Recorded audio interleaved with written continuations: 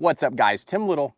Welcome back to Tactical Bass. In today's video, we are talking about where do bass go after the spawn and the best ways to catch them.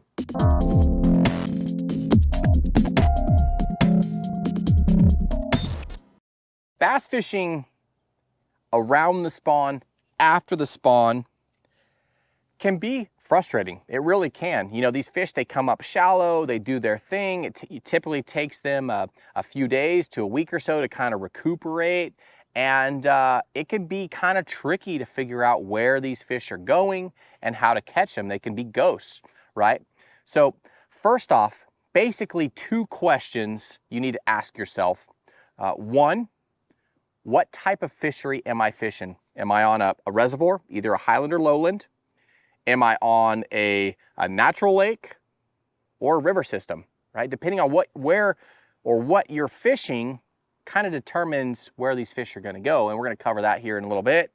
And then two, how do you wanna catch them? Do you wanna stick or stay shallow and go after those shallow fish? Or do you wanna go find those fish that leave the shallow water and head out deep? Do you wanna go fish deep? So again, depending on the type of fishery, depending on your water clarity, depending on how you like to fish, those are those two questions. What type of fishery am I on? And do I want to fish shallow or do I want to fish deep? Now, like I said, it can be very frustrating trying to find these fish, right? They come up shallow, they do the spawn, they lay their eggs, then they kind of go and they suspend and just kind of recuperate. They don't want to eat. They're kind of in that funky transition. But you guys know, if you followed the channel for a while, these fish split. Some fish stay shallow. Some fish go deep, right? Those are those fish that you catch in the summertime out on main lake points, out on ledges, out on humps, out on rock piles. The fish that go shallow, those are the fish you catch frog fishing, flipping and punching, topwaters, wake baits, that sort of stuff. So summertime, it just depends on which style of fishing or which technique you want to catch them on. And really that's the two questions, right? So once you figure out the group of fish that you want to target, now you just gotta develop a pattern. And the shallow fish are easier to do that quicker because a lot of those fish are on visible structure, stumps, laydowns, docks, shade lines, grass lines, whether it's the outside grass line or the inner grass line, right? The deeper fish, it's going to take a little bit longer to find. You're going to want to find those main lake points that have rock. Those fish tend to go to harder bottom, whether it's rock near sand or rock near clay, just not mud, right? So whether it's a sandy bottom that's harder than the mud bottom, those fish are gonna kind of go out there. But now that you kind of know where this video is going and kind of set yourself up to process how you want to catch them, let's talk about the different types of fisheries and what to look for, whether you're going shallow or deep, okay? So let's talk about the shallow fish first in the different types of fisheries. Lowland and highland reservoirs. The difference, lowland reservoirs typically have a really wide dam. Sometimes they have multiple dams. They're damming up a really wide area, but the dams aren't very tall. They're fairly short. These types of fisheries don't have a lot of arms or a lot of contour. They don't have a lot of fingers or river channels. You know, they don't have real steep banks like you find in the highland reservoirs.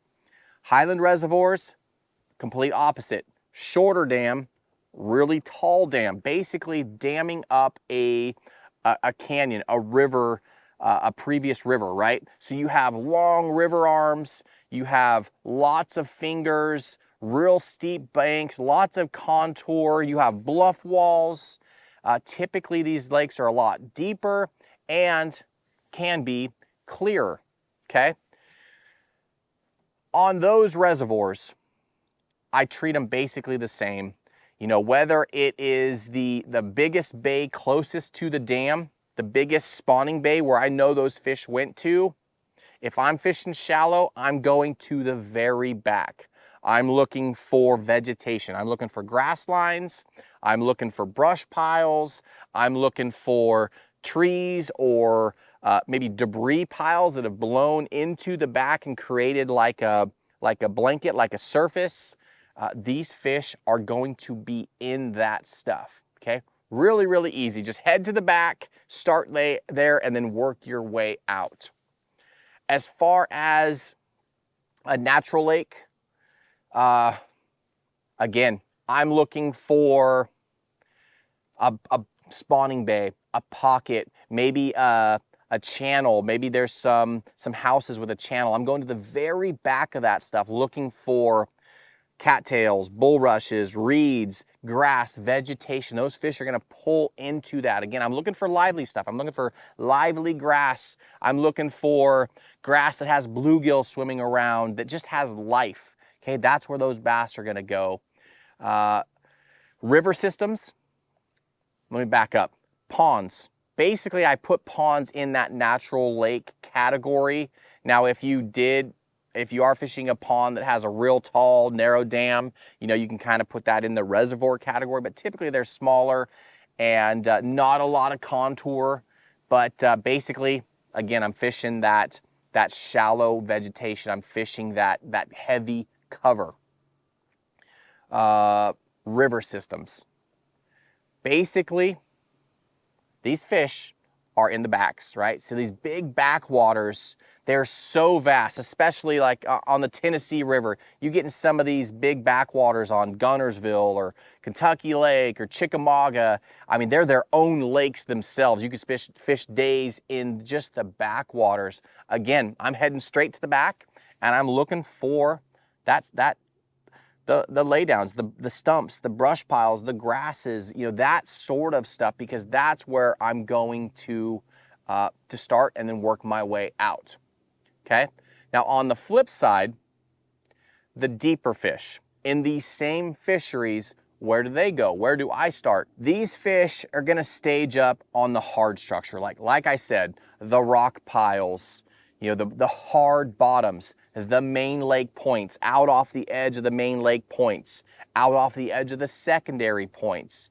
You know, probably the stuff that you were catching them on in the wintertime and they started to transition shallow for the spawn. They went from that main lake point to the secondary point with that stump or with that tree, whatever it may be, and then they transition to the back. Now they're gonna work their way out and use that same stuff to eventually get out to that deeper water. But again, deep points with hard bottom, closest points to like the main river channel, and then all of these fisheries, you know, we've talked about it in years past, the color line. That is cover, right? If you're on an ultra clear water fishery, whether it's 20 or 30, 40, 50-foot visibility, I fished them, believe it or not, 50-foot visibility, we talk about that color line. Basically, you look out with your polarized sunglasses and it's bottom, bottom, bottom, bottom line. You can't see bottom anymore. You can see the difference in color in the water. That is the color line. And these fish, as they move out there, they will use that color line as cover. They will suspend out there. So fish are gonna be out there too. They're gonna suspend out there in that darker area looking up to feed. So they use that as well. So again, it's not too hard to transition from those shallow fish to those deeper fish. You just have to kind of know what to look for.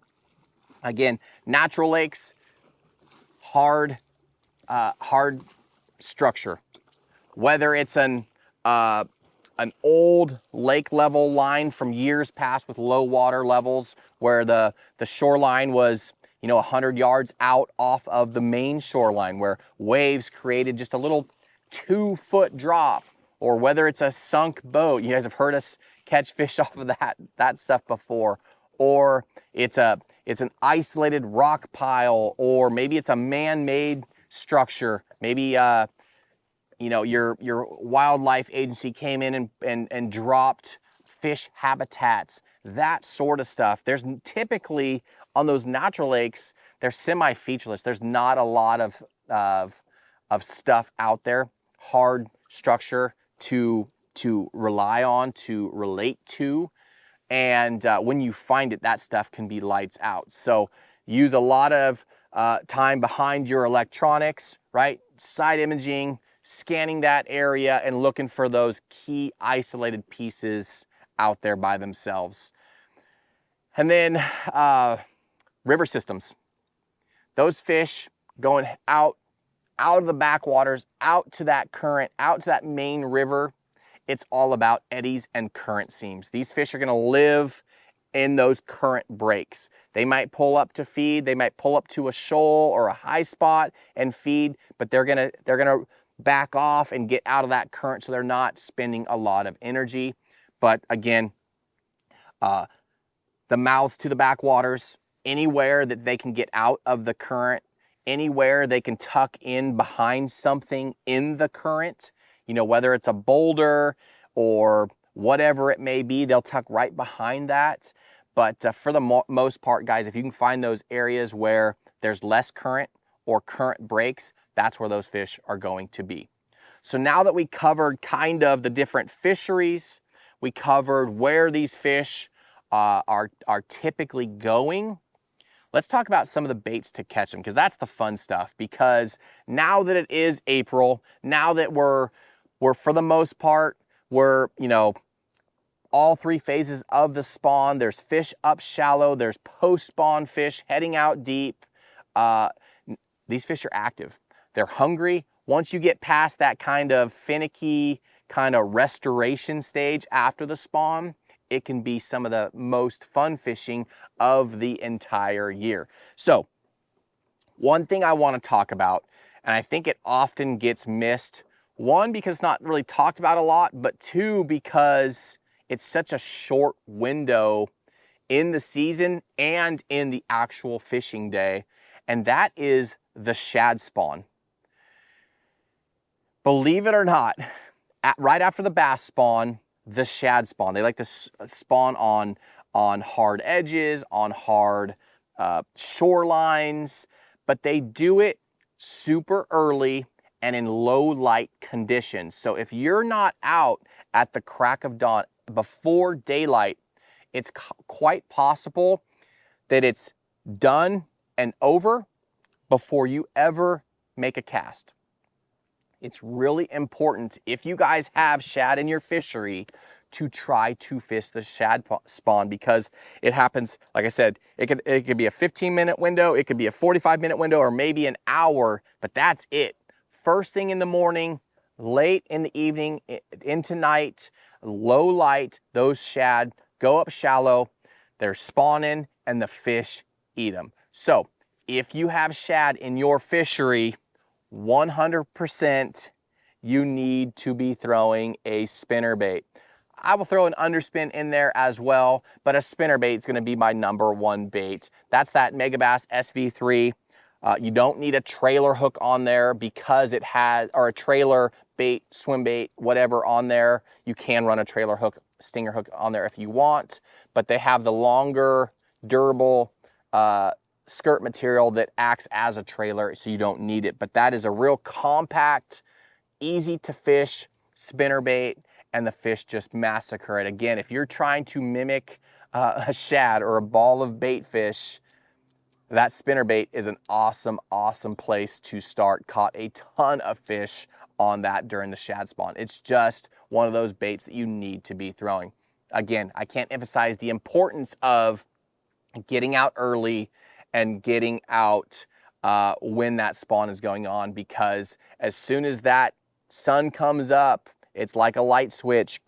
You might as well turn off that bite because it is done. But that guy right there is a must. All right, now let's talk about traditional baits away from the shad spawn. And we're gonna talk about basically these baits based on if there's grass or vegetation or not. So my #1 bait that I like to start with is going to be some sort of topwater. It's one of my favorite ways to catch them. Some of my favorite bites have been topwater bites, most memorable bites. But as you know, these fish spawn. There's bluegill going, up shallow, raiding the nests. Bass hate bluegill, believe it or not. If you didn't know that, newsflash, bass hate bluegill, bass eat bluegill. So if I'm fishing around grass, it's real easy, guys. I'm throwing a frog. Okay, whether it's a walking frog or a popping frog, I'm throwing a frog. That spro right there, that is the bronze-eye frog. That is an awesome, awesome frog. Easy to walk. You guys just watch Matt just blitz them, absolutely blitz them. Mega bag on a frog just a couple weeks ago. If you didn't see that video, definitely go check it out.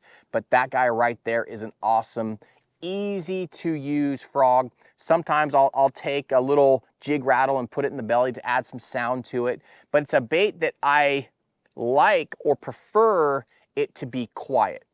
Now, as these fish transition shallow and they do that spawn, they're in that spawning process, again, these fish can be finicky. So we've emphasized being stealthy. We've emphasized wearing, clothing that's not super bright.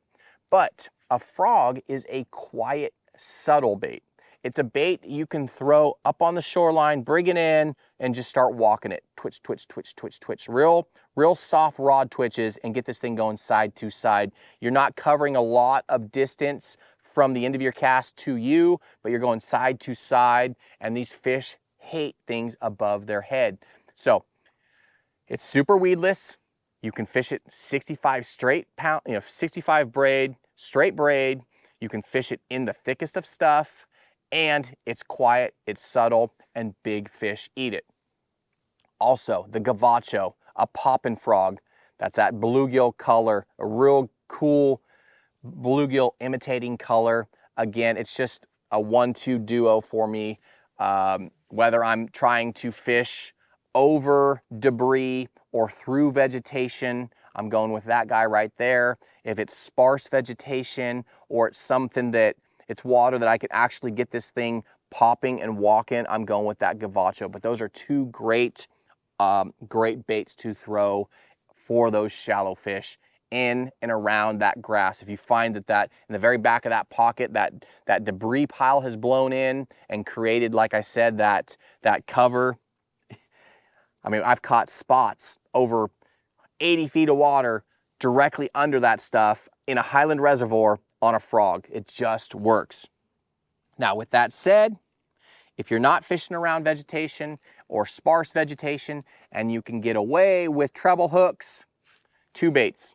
Whether it's a walking bait, that's that Giant Dog X by Mega Bass, comes in great colors. Here's a popper, that's that Pop Max in that bluegill color like we talked about. That is enemy number one for bass up shallow. Or this guy right here, that is the World Pop by Shimano. You can see that flash boost in there. So this is a bait that you can work extremely slow. Again, we talked about these fish being finicky up shallow.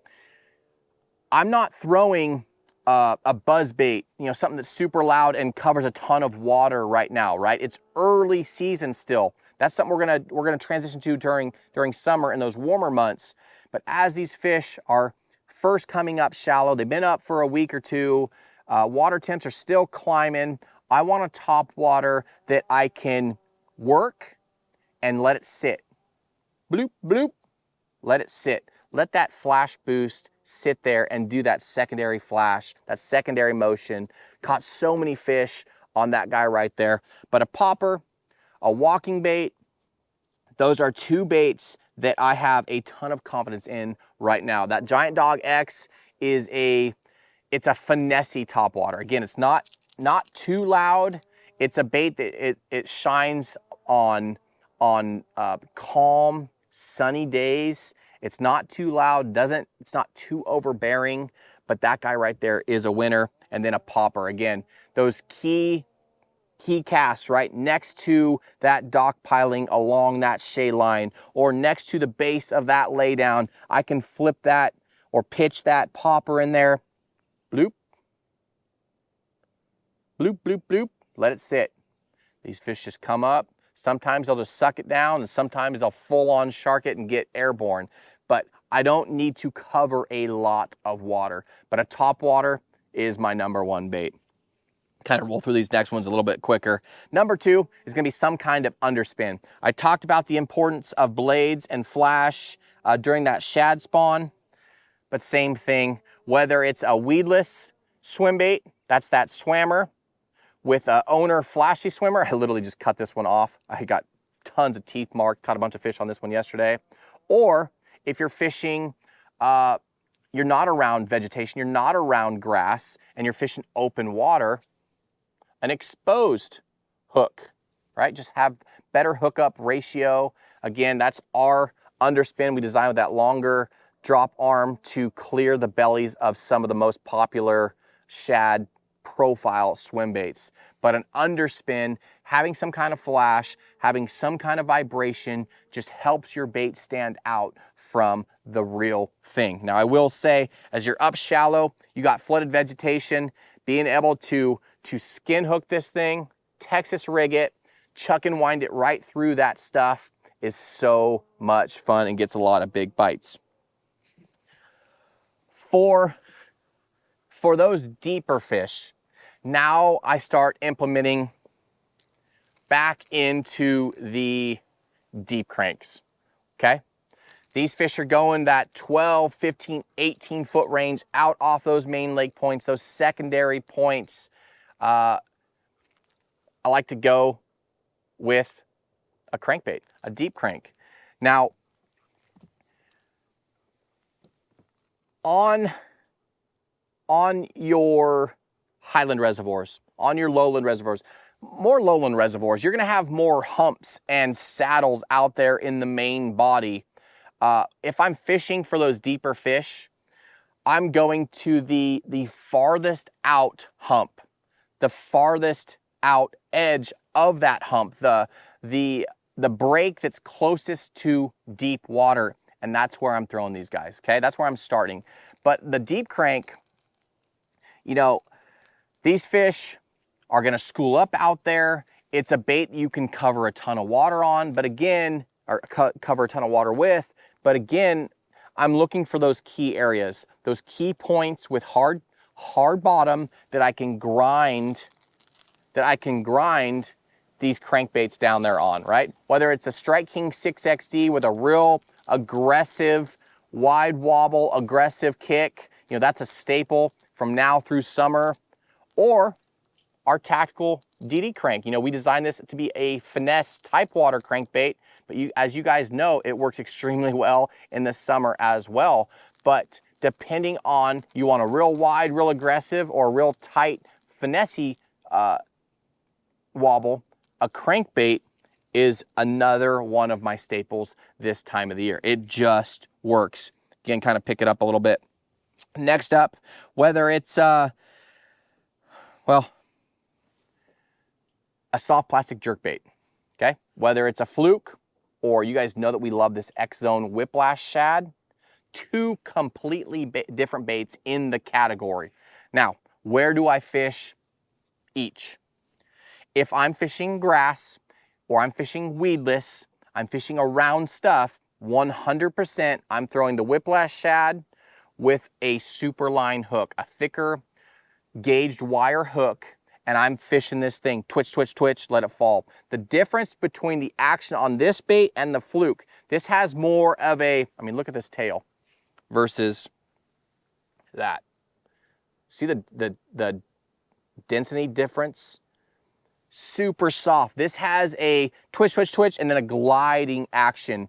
On a slow fall, it actually has that Cinco shimmy that just works extremely well. But that guy has quickly become Matt and I's favorite soft plastic jerkbait to throw up shallow in and around vegetation. Those fish are in that grass, they'll come up, eat it, over the top, however you're fishing it, but that is a staple. Now on the flip side, if you're a guy that's fishing out deep, 100%, I still have a soft plastic jerkbait tied on. I just have a fluke tied on. Now again, that nosed hook deal. So we take an owner centering pin, take this out, and we spin it all the way in to the head of the bait. Then we take our favorite hook, drop shot hook, finesse wide gap. That's actually number 2, finesse wide gap. And we skin hook the nose of that bait through the eye of that centering pin, and we throw this on our favorite finesse setup. Light line. Light line is key. 6, 7, maybe 8 pound test, and we're throwing this out there on those secondary points, the main lake points, the areas that we'd be fishing that crankbait, and these fish will come up. Maybe we're fishing that color line. They will come up and eat this guy. Again, it's twitch, twitch, twitch, let it fall. Twitch, twitch, twitch, twitch, rip, rip, rip, whatever it is, and it's just dancing all over the place, and it does that slow kind of death spiral fall. Having that exposed hook, these fish just come up, turn, and a lot of times they set the hook for you themselves, but that has a completely different action than a Texas rigged fluke or whiplash shad. For you finesse fishermen, whether you're fishing shallow or deep, you know, I can go down the rabbit hole of flipping and pitching and all that stuff, but I'm just gonna give you one. It's gonna be a shaky head. Yeah, I catch a ton of fish power shotting. I catch a ton of fish Nico rigging or weightless Senko. But if I could have one, whether I'm fishing shallow or deep, I'm going with a shaky head. More importantly, I'm going with a June bug color shaky head. Soft plastics this time of the year. Through spring, I really like that pink, the morning dawn type colors. As we transition into warmer water, post spawn, starting to get into summertime thinking, I'm going with June bug. So 2 worms for you that I like to throw. Number 1, this guy right here. That is the Yamamoto Sensei worm. 6.5 inch, super soft June bug. The benefit of the Yamamoto, you get the Yamamoto colors, great colors. You know, we've talked about it in the Senko videos. That is just quickly become a staple. Super soft worm, lots of movement. Again, the benefit of throwing a shaky head this time of the year, whether you're shallow or deep, you know, you're directly connected to the head of your bait, so you can feel what you're fishing. It's weedless. You're fishing it through that grass edge. You're fishing it around that grass edge, around that brush pile, over that stump, around that stump, out off of that rock pile, out off of that break, but you're directly tied to the head of the bait, so you have direct contact to that shaky head, and you have a lot more feel. Again, the fish just eat them. That Sensei worm is great. And then another one, this guy right here, this is called June Bug Dream by Missile Baits. It's that magic worm. You guys know how much I love that 6-inch magic worm. Again, these are poured by Robo Worm, so great, great colors. But that guy right there works great on a power shot, and it works even better on a shaky head. 2 just different style worms, but same great colors. Last but not least, this guy right here, the Wobble head. Now, I saw the light with this with Matt several years ago. It's a bait that just works extremely well from now all the way into the fall, and you fish this just like you would your crankbait. You fish it right where you would your favorite crankbait. Throw it out there, hit bottom. This thing just comes up and over through rocks. It doesn't get hung up very well, or very often. It comes through there extremely well. Paired that up with an adrenaline craw. Again, June bug color. June bug all the way through summer it just gets big bites. Yeah, you can catch them on green pumpkin, you can catch them on whatever, but that just gets big bites.